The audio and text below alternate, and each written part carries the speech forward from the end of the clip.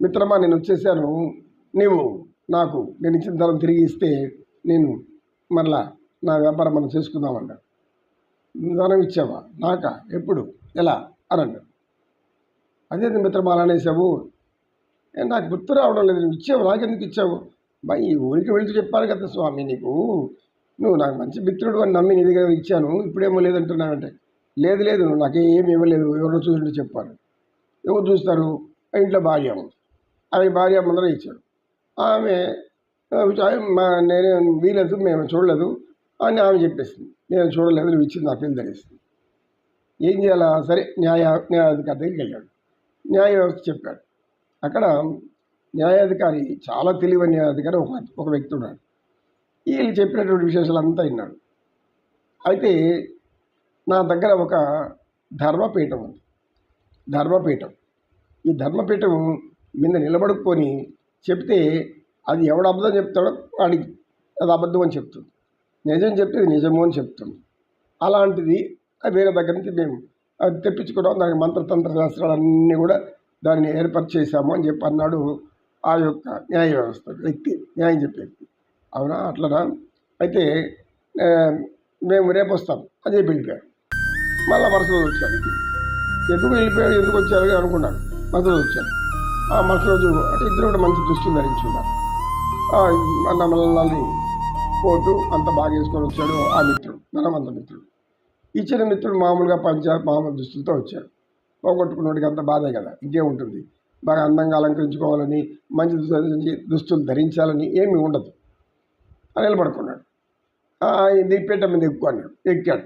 ఎక్కిన తర్వాత ఏం చేశాడు? ఎక్కే ముందుగా తాను వేసుకున్న కోట తీసి ఆ మిత్రుడి దగ్గర ఇచ్చేశాడు. ఇచ్చి పట్టుకోండబ్బా అన్నాడు. నువ్వు సరే పట్టుకుంటాను అన్నాడు. ఏమంటే నిజం చెప్పండి, ఇప్పుడు ఆ పీఠం లేదంటే మిమ్మల్ని అలా ఇలా శిక్షించేది అని చెప్పాను. అప్పుడు ఆవిడ, అయ్యా ఇచ్చింది వాస్తవమే, నేను తిరిగి ఆయనకి ఇచ్చేసాను. ఇచ్చింది వాస్తవం, తిరిగి ఇచ్చేసావా? ఏమండి ఇచ్చింది వాస్తవం ఒప్పుకుంటున్నాడు కదా, మీరు తీసుకొని ఏమైనా లేదంటున్నారు, మీరు అబద్ధం చెప్తున్నారా అని. అతను మీరు వచ్చి నిలబడ్డాను. వచ్చేటప్పుడు ఆయన ఆ కోటి తీసుకున్నాడు. ఈ వ్యక్తి నిలబడుతున్నాడు ఆ పీఠం మీద. నిలబడుకుంటే నాకు ఇవ్వలేదు అన్నాడు. అది ధర్మం చెప్తా ఉంది, ఇవ్వలేదు వాస్తవం. ఇలా 4 సార్లు జరిగింది.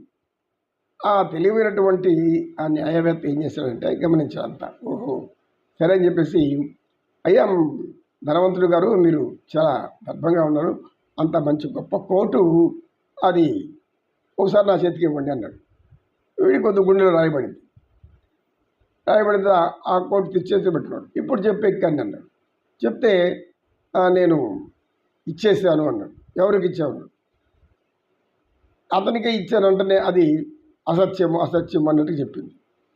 అది ఇందాక అది గమ్మనే ఉండింది, ఇప్పుడు ఎందుకు సత్యం అసత్యం అంటుంది అని అందరూ అడిగారు. ఇందాక అతను చెప్తూ ఉంటే అసత్యం అసత్యం అని అది సత్యము సత్యం అని చెప్పింది. ఇప్పుడు మాత్రం ఎందుకు అది అసత్యం అంటుంది అని అందరికి సందేహం వచ్చేసింది. ప్రముఖ ఆ యొక్క రాజుగారికి కూడా సందేహం వచ్చింది. ఏం జరిగింది ఇందులో మోసం అని.